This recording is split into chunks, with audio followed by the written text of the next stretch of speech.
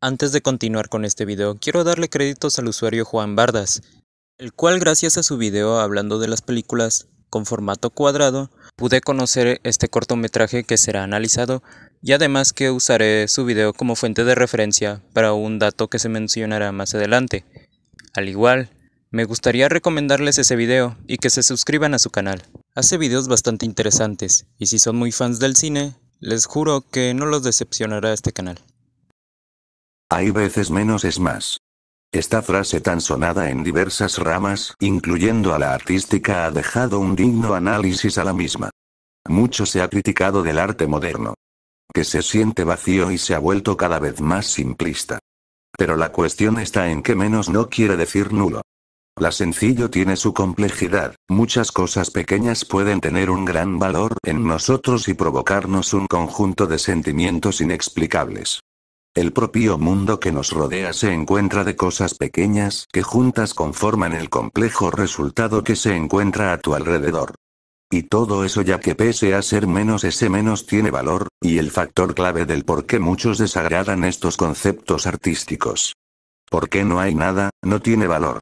Con esto dicho, hablemos de Elephant, que si ese nombre les suena, déjenme decirles que no me refiero a la película de Gus Van Sant que ya ha sido analizada en este canal, sino al cortometraje de Alan Clarke del 1989 que fue la fuente de inspiración para la mítica cinta del 2003.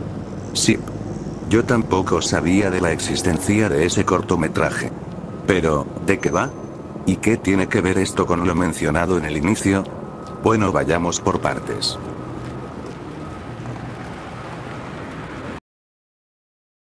Un misterioso hombre se encuentra caminando por las calles, no se sabe nada de lo que es lo que busca, solo lo vemos a él. Hasta que encontramos su posible objetivo, que termina de la siguiente manera.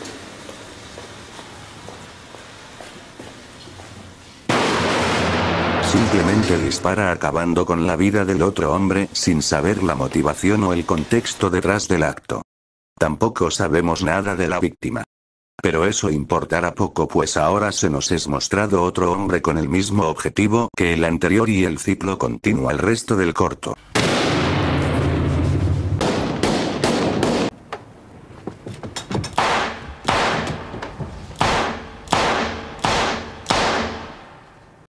Todo esto sin ningún tipo de contexto. No hace falta mencionar que el cortometraje tiene un formato estético peculiar. Hablamos de su característico formato cuadrado, este es derivado a una cuestión técnica, debido a que el corto se estrenó para un formato televisivo.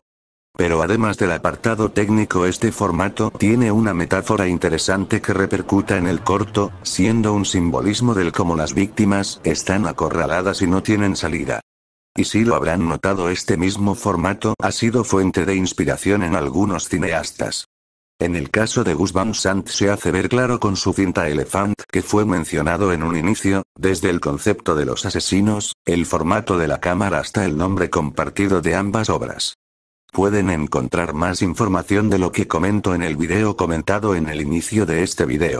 A lo que me gustaría enfocarme es en el nombre de esta obra misma, que hace una metáfora a la frase el elefante dentro de la habitación, que hace referencia a que hay un problema muy grande pero nadie lo nota. Después de ver el corto y mientras realizaba este guión, reflexionaba respecto a las diversas metáforas que se presentan en el corto, y puedo decir que el nombre se relaciona con el formato que se presenta el corto. En el ambiente que nos transmite el mismo, se nos deja claro que hay un problema y la alerta se enciende cuando tenemos la oportunidad de presenciar los efectos provocados por ese problema. Por lo que si el formato cuadrado es para representar acorralamiento, eso quiere decir que el cubo es la habitación en el que acontecen los problemas y el asesino es el elefante que se encuentra dentro de ella. Pese a que el ciclo se repite constantemente, llegando a choquear un poco. Hay algunas escenas que me parecieron curiosas, dignas de análisis. En el tercer acto, minuto 3:55, podemos presenciar a la siguiente víctima. Lo que vuelve curioso a la escena, es que el ambiente del lugar te deja previsto la tragedia que va a suceder, y es que déjenme explico. Si son consumidores de análisis de películas, o en el mejor de los casos seas un estudiante de cine, hayas escuchado del término lenguaje cinematográfico, características de una cinta que busca transmitir al espectador sin que esto sea mencionado, o mejor dicho una representación de lo que se refuerza en la cinta. Estos elementos varían desde vestimenta, color o incluso el propio escenario. Para una mejor explicación pongamos un ejemplo ya bastante cliché. El color amarillo para representar México, pese a lo que digan algunos sí llega a ser una buena representación a medias, pues como mexicano sí me ha tocado ver que el cielo agarre un color parecido en épocas calurosas. Pero dejando de lado la cuestión de la fidelidad se encuentra la artística, pues en el arte mayormente este color funciona para representar que un lugar es caluroso mismo que encaja para el sur y partes del norte de México. En cuestiones narrativas el amarillo normalmente se asocia con la emoción de la felicidad y con todos los sentimientos entrelazados con esta, pero también esta misma se relaciona con el peligro, siendo representado de esta manera en diversas obras. Siendo así que encaja al cómo es México un lugar en el que hay una fiesta y en ese mismo lugar e instante puede suceder una tragedia, misma razón por la que este formato se usa mayormente en dramas. Con esto dicho podríamos decir que cada color, objeto e incluso sonido tiene una razón de ser. Toda esta extensa explicación que tiene que ver con la escena. Bueno, si son observadores pueden ver que el color predominante es el rojo. En algunas tomas es el blanco, pero enfoquémonos solo en el rojo.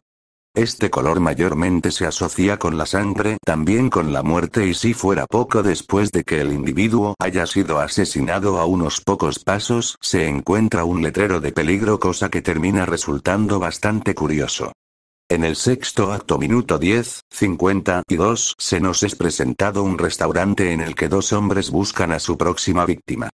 Lo que hace curiosa esta escena es el hecho de que pese a la falta de contexto de la misma, tengo mi deducción del cómo se pudo haber dado con lo poco mostrado en la escena.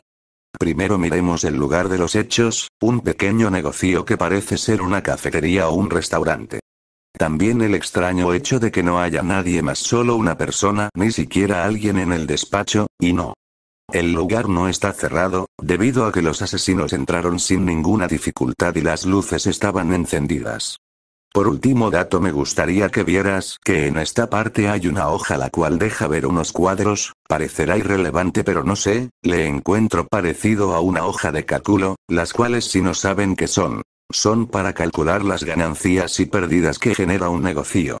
Posiblemente vayas deduciendo por dónde va este asunto.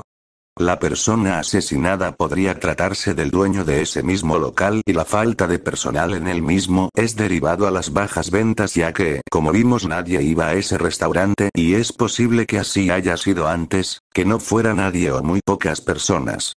Por lo que probablemente ese hombre haya pedido prestado para solucionar algunos problemas económicos, esto a las personas equivocadas, y finalizando de la forma en que lo vimos.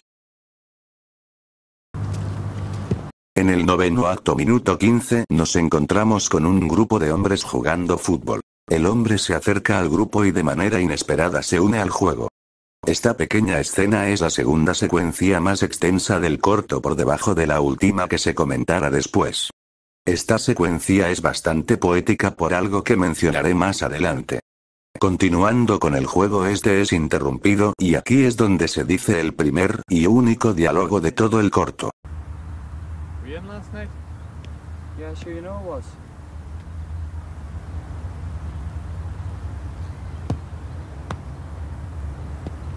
Anyway, what's it got to do with you? SHIT! Lamentablemente, con el hombre terminando con el mismo destino. El último acto nos muestra un auto estacionándose en un lugar completamente solo. En el auto se bajan dos hombres en busca de un objetivo. Mientras estos dos van caminando, y como mencionaba, esta era la secuencia más extensa del corto. Vemos que el sitio tiene la apariencia de ser una fábrica. Es bastante grande, pero al parecer logran dar con un hombre que podría ser un objetivo. Bien, normalmente ya tendríamos una idea de qué es lo que podría pasar. Pero recuerden que no siempre todo es lo que parece y que siempre hay que esperar lo inesperado.